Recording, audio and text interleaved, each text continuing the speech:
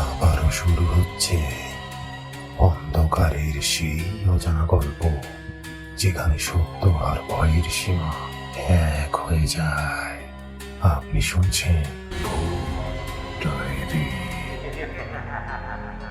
এই ধরনের ভৌতিক ঘটনা নিয়মিত শুনতে পেজটি সাবস্ক্রাইব করুন এবং বেল আইকনটি অন করে পাশে থাকুন। ঘটনাগুলো ভালো লাগলে লাইক দিয়ে কমেন্ট করে জানান এবং শুনতে থাকুন ডায়েরি।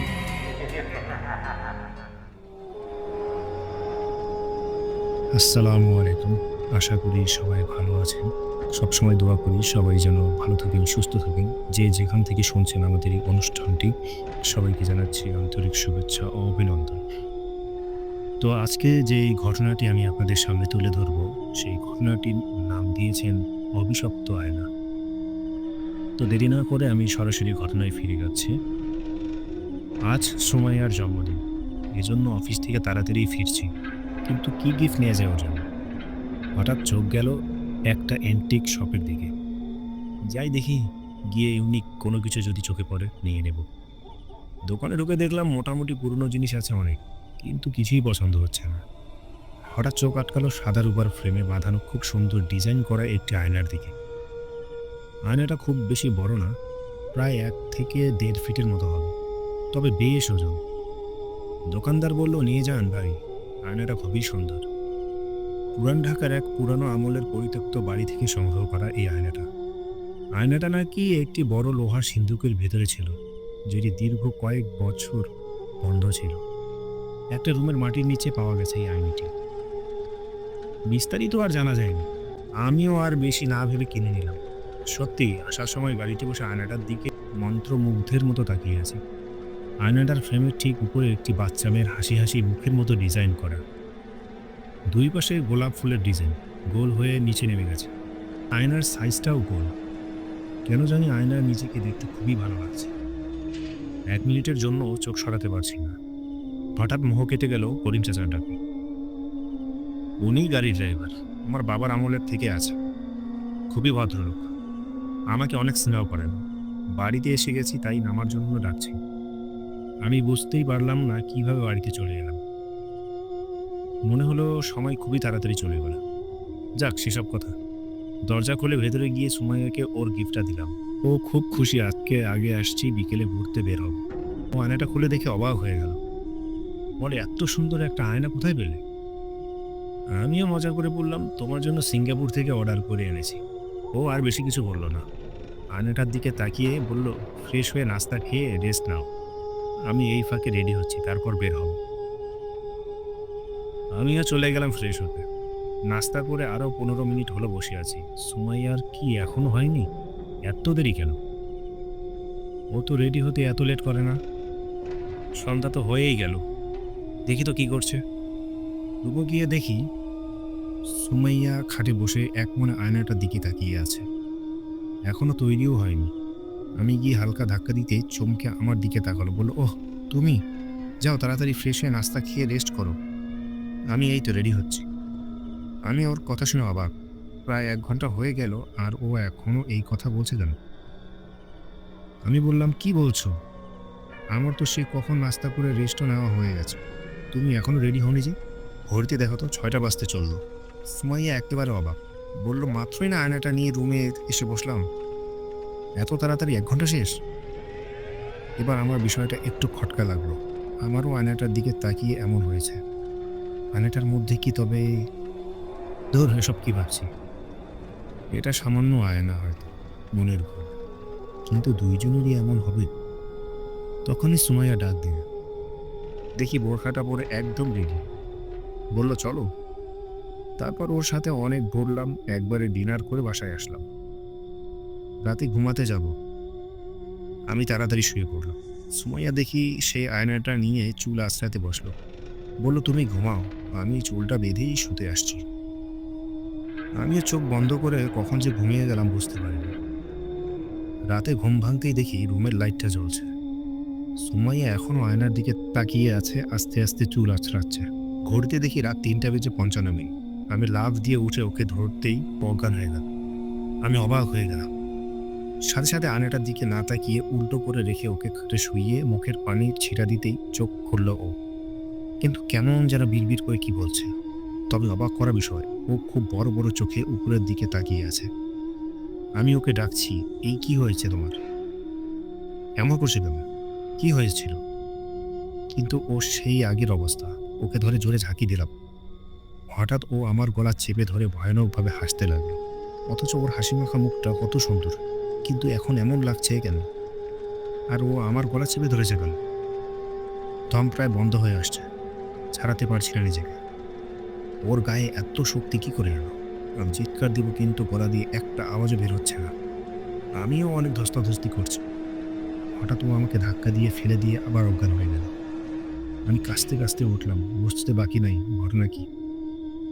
আয়নাটার নিশ্চয়ই কোনো ভয়ানক কিছু আছে, জিন দ্বারা কিছু করা আছে।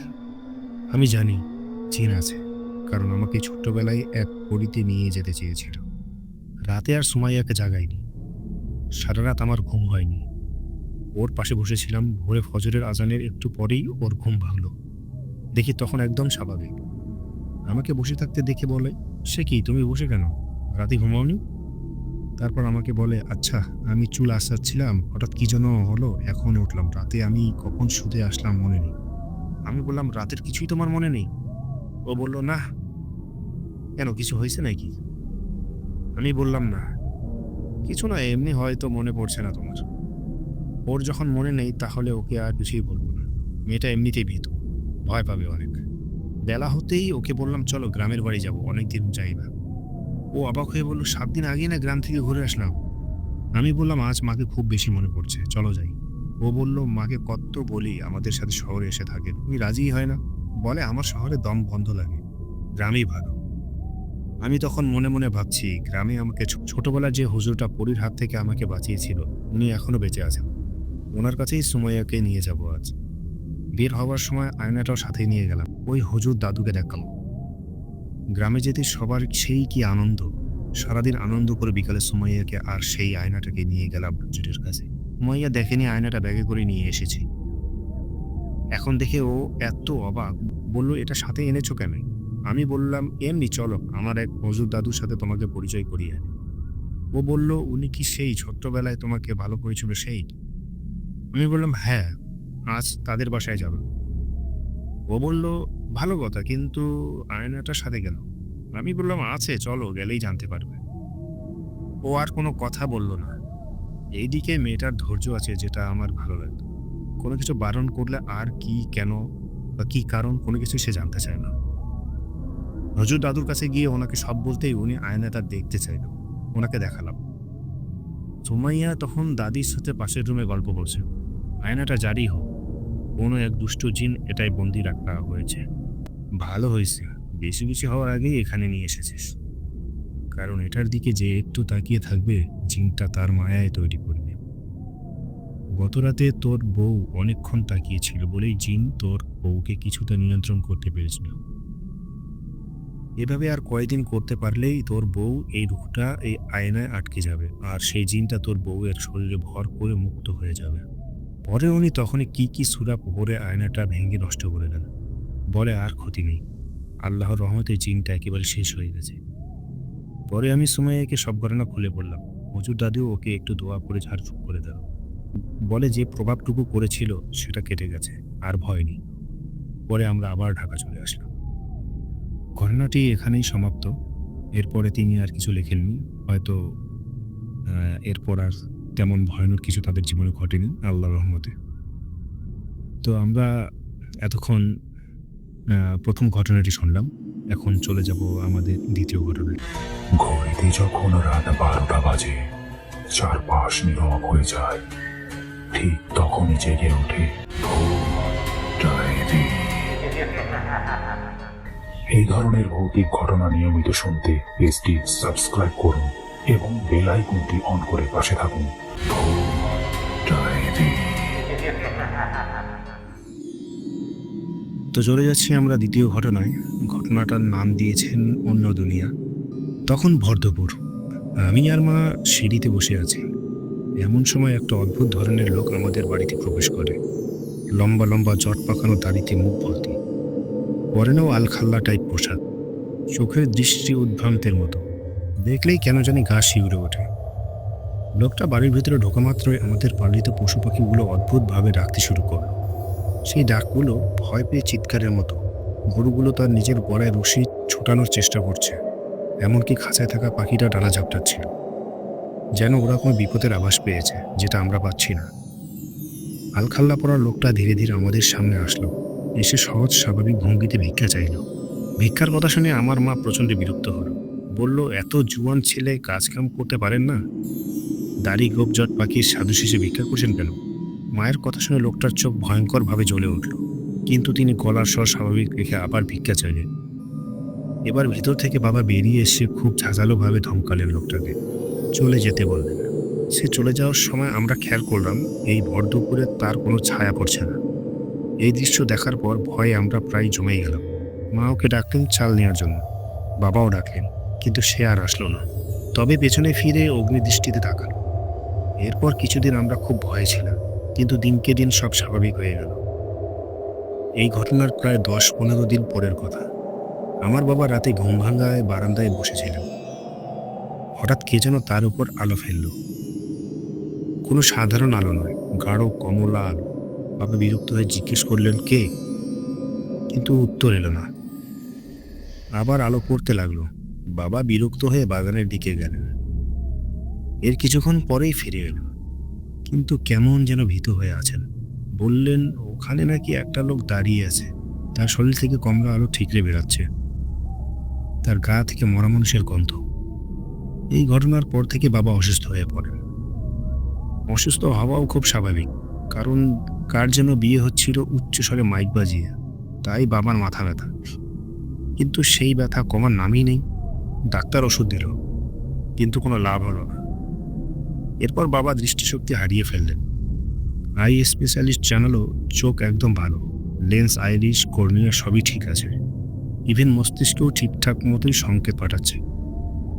তবুও কোনো কিছু দেখতে পাচ্ছেন না, তা কিছুই বোঝা গেল না। 14 দিনের মধ্যে সবটা পাল্টে গেল। বাবা কোনো কাজও করতে পারছে না, তাই আমাদের চাচাদের কাছে হাত পাততে হয়। এর মধ্যে একদিন আমার বড় আপু আমাকে বলল, ওই অদ্ভুত লোকটার সাথে খারাপ ব্যবহার করার পর থেকে এমন হচ্ছে। কথাটা ফেলে দেওয়ার মতো নয়। এদিকে বাবা ধীরে ধীরে আরো অসুস্থ হয়ে যাচ্ছিল। একদিন আমি আর আপু গাছ লাগানোর জন্য মাটি খুঁড়ছিলাম। হঠাৎ একটা অদ্ভুত ধরনের কাপড়ের পুতুল পেলাম। সেটার চোখ দুটোকে পেরেক মারা, পুতুলটার শরীরে বিভিন্ন অংশ কাটা। আমরা ভয় পেয়ে গেলাম। এই টাইপ ব্যাপারগুলো সাধারণত ব্ল্যাক ম্যাজিকে হয়, এ ব্যাপারে আমরা কিছুটা জানতাম। তাই এই পুতুল নিয়ে গ্রামের এক হুজুরের কাছে গেলাম। এইসব সম্পর্কে উনি অনেক কিছুই জানেন।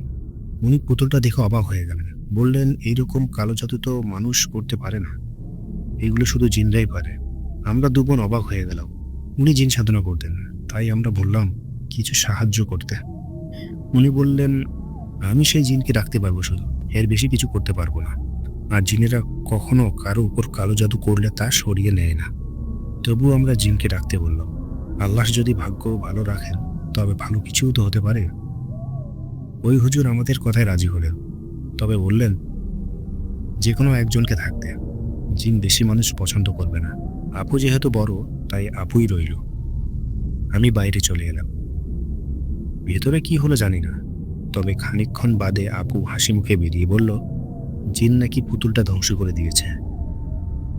এটা ভালো খবর হওয়া সত্ত্বেও যিনি জিনকে ডেকেছিলেন তিনি মুখ ভার করে রইলেন, বললেন, এটা অসম্ভব, কোনো জিনই এমনটা করে না। সে কেন করলো? এর পিছনে কারণ কি? এতে আবার ক্ষতি হবে না তো? তবে তার কথা আমরা পাত্তা দিলাম না।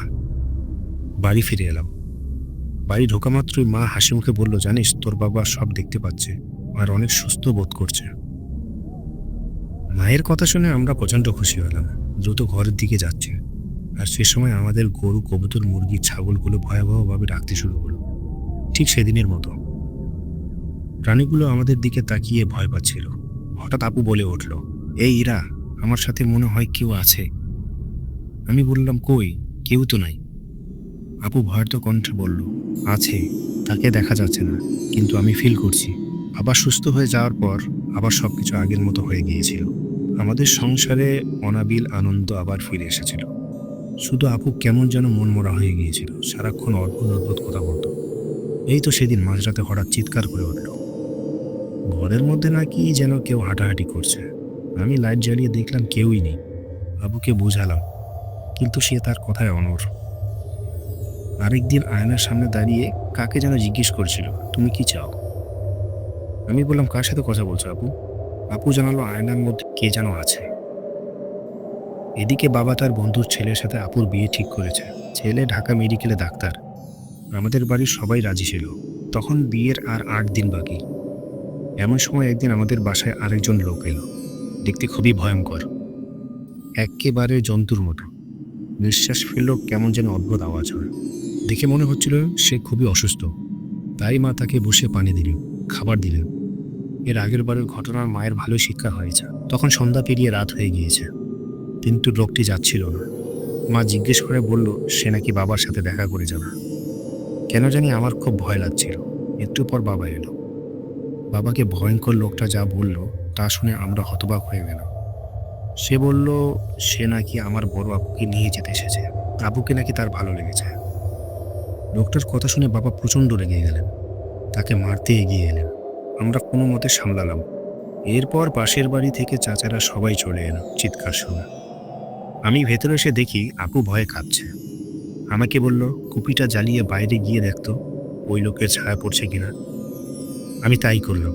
দেখলাম সবার ছায়া পড়লেও ওর ছায়া পড়ছে না। ভয়ে আমার বুকটা ধক করে উঠল। বড় চাচা বাবাকে বোঝালেন যে একটু বসে কথা বলা উচিত। মেয়ের বিয়ে ঠিক হয়েছে, এখন উল্টাপাল্টা কথা উঠলে বিয়ে ভেঙে যাবে। অদ্ভুত সেই লোকটা বলল, আপু নাকি জানে যে সে আপুকে পছন্দ করে, আর সে যে নিতে আসবে এটাও আপু জানত। আপুকে বাইরে রাখা হলো। আপু ভয়ে কাঁপতে কাঁপতে এলো। বাবা জিজ্ঞেস করলো, একে চিনিস? আপু মাথা নেড়ে সম্মতি জানালো। এভাবে কিছুক্ষণ কথা বলার পর আবার ঝগড়া শুরু হয়ে গেল। আমার এক চাচাতো ভাই লোকটাকে মারতে চাইল। আর এরপর ঘটলো আরেক অবিশ্বাস্য ঘটনা। লোকটা হাত দুটো ভাইয়ার দিকে করে প্রচণ্ড একটা হুঙ্কার দিল, যার ফলে উঠানের সবাই ভয়ে নিশ্চুপ হয়ে গেল। আর ভাইয়া অনেকটা দূরে গিয়ে পড়ল। এরপর ঘরে এসে সবাই আপুর বকতে লাগলো। আসল ঘটনা জানতে চাইল। আপু জানালো, বেশ কিছুদিন ধরে তার সাথে কিছু একটা থাকছে। প্রায়ই আপু তার দেখা পায়, আর সে নাকি আপুকে বলেছে আপুকে তার সাথে নিয়ে যাবে। আপু কাঁদতে লাগলো, বলল, ওর সাথে আমাকে যেতেই হবে, না হয় ও সবাইকে মেরে ফেলবে। বাবা আর আমরা পরদিন সেই হুজুরের কাছে গেলাম। সবটা শুনে উনি বললেন, আমার আগেই সন্দেহ হয়েছিল এইরকম কালো জাদু করতে জিনদের অনেক শক্তি ক্ষয় হয়, আর এটা যাকে মারতে করা হয়েছে সে যদি না মরে তাহলে জিনদের ক্ষতি হয়। তাই কারো উপর কালো জাদু করলে তা ফিরিয়ে নেয় না, অথচ এই জিন নিয়েছে। তোমার বোনের কান্না শুনে এত বড় একটা কাজ করেছে সে। তখন হয়তো তোমার বোনকে ওর ভালো লেগে গিয়েছে, বিধায় এত বড় ত্যাগ স্বীকার করেছে। আমি বললাম, কিন্তু প্রথম যিনি এসেছিল আর কাল সন্ধ্যায় যিনি এসেছে তারা তো একরকম না। আমার কথা শুনে উনি বললেন, কালো জাদু উঠিয়ে নিয়েছে বলে দুর্বল হয়ে পড়েছে, তাই অন্যরকম লাগছিল হয়তোবা। বাবা বললেন, এর হাত থেকে মুক্তির উপায় কি? হুজুর আপুকে একটা তাবিজ দিলেন, বললেন এটা পড়লে খারাপ জিনিস আর কাছে আসবে না। আমরা ফিরে এলাম, কিন্তু আপুর ধারের কাছে আসতে না পারলেও জিনটা আমাদের পরিবারের অনেক ক্ষতি করেছিল। সবাই অসুখে পড়ছিলাম। আপু ছাড়া এভাবে সবার অসুস্থতা বাড়ছিল। মায়ের সারা শরীরে ঘা দেখা দিয়েছে, উনি বিছানা থেকে নামতেও পারেন না। বাবার অবস্থাও একই, এমনকি আমার চাচা চাচিরাও অদ্ভুত সব সমস্যার মুখোমুখি হচ্ছে, আর আমিও। সবাই খুব আতঙ্কে রয়েছি, কি অভিশাপ নেমে এলো আমাদের ওপর, তা ভাবতেও খারাপ লাগে। আপুর বিয়ে আপাতত স্থগিত। আমরা বুঝলাম তাবিজ দিয়ে এই জিনের হাত থেকে রক্ষা পাওয়া যাবে না। অবশেষে সেই হুজুরের কাছে আমরা আবার গেলাম। এভাবে তো আর চলতে পারে না। উনি আমাদের বেহাল দশা দেখে দীর্ঘশ্বাস ফেললেন। আমরা জিজ্ঞেস করলাম, এই ব্ল্যাক ম্যাজিক থেকে পরিত্রাণ পাওয়ার কি কোনো উপায় নেই? উনি জানালো, এখন শুধু বাঁচার 2টা পথ খোলা আছে। এক, আপুকে ওর সাথে পাঠিয়ে দেওয়া। এই কথা শুনে বাবা প্রচণ্ড রেগে গেলেন। তিনি বললেন, আমার মেয়েকে কার সাথে পাঠাবো আমি, যে কিনা মানুষই না? ওকে কি বিশ্বাস আছে কখন শক্তির অপব্যবহার করে মেরেই ফেলি? বাবার কথা শুনে উনি বললেন, তা ঠিক, তাহলে আর একটাই পথ আছে, ওই জিনটাকে মেরে ফেলা। আপু আতকে উঠল, বলে, এভাবে কাউকে মেরে ফেলা তো ঠিক না। আপুর কথা শুনে বড় চাচা রেগে গেলেন, বললেন, তোর পুরো পরিবার যে মারা যাচ্ছে সেটা তুই দেখছিস না? আপু বলল, এত শক্তিশালী একজনকে আমরা মারবো কিভাবে? হুজুর বললেন, জিনদের শক্তি বেশি হলেও বুদ্ধি খুবই কম, আর মানুষের বুদ্ধি অনেক বেশি। এর জন্যই তো মানুষ সৃষ্টির সেরা। আর ওদেরকে আমরা চাইলে সহজেই খুন করতে পারবো না। মানুষকে যেমনি ছুরি দিয়ে গলা টিপে মারা যায়, ওদেরকে সেভাবে মারা যায় না। ওদের কি করলে ওরা মরবে তা ওরাই জানে। তাই তোমাকেই ওর থেকে এই ব্যাপারটা জানতে হবে। আপু থতমত খেয়ে গেল, বলল, ওকে কি করলে ও মরবে সেটা ও আমাকে বলবে কেন? হুজুর বলল, এমনিতেই কি আর বলবে, তোমাকে ওর বিশ্বাস অর্জন করতে হবে। সহজ কথায় বলতে হবে তুমিও ওকে ভালোবাসো। হুজুরের কথা শুনে বাবা একটু বিরক্ত হলেন, আবার ভয়ও পেলেন। মুখ গোমরা করে বললেন, ওই শয়তান যদি সত্যিটা জেনে যায় তাহলে তো ও আমার মেয়েকে মেরে ফেলবে। হুজুর বলল, এটা ছাড়া আর কোনো উপায় নেই। এরপর জিনটাকে একটা শেষ সুযোগ দেওয়ার জন্য ডাকলেন তিনি। সে এলো। আমাদের এতজনকে দেখে বিরক্ত হলো। যদিও ঘর অন্ধকার ছিল আর আমরা সবাই চুপ ছিলাম। হুজুর জিনটাকে বলল, তুই এদের উপর যে কালো জাদু করছিস তা ফিরিয়ে নে। সে কর্কশ কণ্ঠে বলল, যদি আপু তার সাথে যায় তাহলেই ফিরিয়ে নেবে। হুজুর জিজ্ঞেস করলেন, তুই ওকে নিয়ে যাবি কই? সে বলল, আমাদের দুনিয়ায়। ও তো মানুষ, ও ওখানে থাকবে কিভাবে? হুজুর বলল, ও তো মানুষ, ও ওখানে থাকবে কিভাবে? সেই জিনটি বলল, প্রথমে খারাপ লাগবে, কিন্তু অভ্যাস হয়ে যাবে। হুজুর বলল, তুই কি বুঝতে পারছিস না, তোরা আলাদা জাতি, আর আলাদা জাতে কখনো বিয়ে হয় না। আমি এত কিছু বুঝতে চাই না, আমি শুধু ওকে আমার সাথে নিয়ে যেতে চাই, এটাই আমি জানি। হুজুর বলল, তোদের ওখানে গেলে কি ওর আর ফিরতে পারবে কখনো? হুজুর বলল, তোদের ওখানে গেলে কি ও আর ফিরতে পারবে কখনো? সে বলল, না, সেটা অন্য দুনিয়া। কোনো মানুষ ওই অন্য দুনিয়ায় গেলে সে আর ফিরত আসে না। তার মানে ও তোর সাথে গেলে ওর বাবা মা ওকে আর কোনোদিন খুঁজে পাবে না। জিনটা বলল, না, পাবে না। হুজুর বলল, ও আদৌ বেঁচে আছে কিনা, তুই ওকে মেরে ফেলছিস কিনা সেটাও জানবে না। জিনটি বললে, না, কিন্তু আমি ওকে মারবো কেন? হুজুর বলল, তুই এখানে ওকে নিয়ে থাকতে পারবি না? জিনটি বলল, না, মানুষের এলাকার মধ্যে বেশি দিন থাকতে আমাদের কষ্ট হয়। হুজুর দীর্ঘ শ্বাস ফেললেন। কিছুক্ষণ পর জিন চলে গেল। আমরা সিদ্ধান্ত নিলাম এই জিনকে মেরে ফেলব। আপুও রাজি হলো, কারণ এছাড়া আমাদের আর উপায় ছিল না। এরপর আপু তার তাবিজ করা ছেড়ে দেয়, যার ফলে জিন আবার আসতে শুরু করে। আপু তাকে কথা দেয় তার সাথেই চলে যাবে, তার বউ হয়ে থাকবে, কিন্তু তার কিছুটা সময় চাই। যেহেতু বাবা মাকে ছেড়ে চলে যেতে হবে, তাই আরও কিছুদিন থাকতে চায়। আপুর কথা শুনে সে বিরক্ত হলো, জানালো আপু তো ভালোই থাকবে, আর বাবা মা কেমন আছে তাও জানতে পারবে। এসব আপুর কাছে শুনেছি। আপু ওর সম্পর্কে আমাকে অনেক কিছু বলে, ও নাকি আমরা যতটা ভাবছি ততটাও খারাপ না। আমি বিরক্ত হই, বলি ওর সাফাই না গিয়ে ওকে কি করলে মরবে সেটা আগে জান। মারার কথা আসলে আপুর মন খারাপ হয়ে যায়, তবু বলে, আচ্ছা ঠিক আছে। এভাবে দেখতে দেখতে অনেক দিন কাটে, আবার সবাই ঠিকঠাক হয়ে যায়, কিন্তু জিনটাকে না মারা পর্যন্ত তো আমরা মুক্তি পাবো না। এদিকে আপুর বিয়ে যার সাথে ঠিক হয়েছিল তারাও চাপ দিচ্ছে দ্রুত বিয়ে দিতে। তাই বাবা খালি আপুকে বলছিল, যেভাবে পারে শয়তানটার থেকে ওকে মারার রহস্যটা জান। আপুও হ্যাঁ করে, কিন্তু কিছুই জানতে পারে না। একদিন মাঝরাতে হঠাৎ আপু আমাকে ডেকে ঘুম থেকে তোলে। এরপর বলে, জানিস ইরা, ওকে কিভাবে মারা যাবে সেটা আমি জেনে গেছি। আমি প্রচন্ড খুশি হয়ে গেলাম। বললাম, কিভাবে আপু?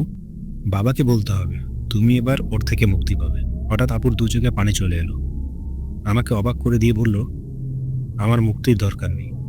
আমি বললাম, মানে কি আপু, তুমি এসব কেন বলছো? আপু বলল, যে আমাকে এতটাই বিশ্বাস করে যে তাকে কিভাবে মেরে ফেলা হবে সেটা অবধি সে বলে দেয়, তার সাথে আমি কিভাবে বিশ্বাসঘাতকতা করব? আমার পক্ষে ওকে মারা সম্ভব না।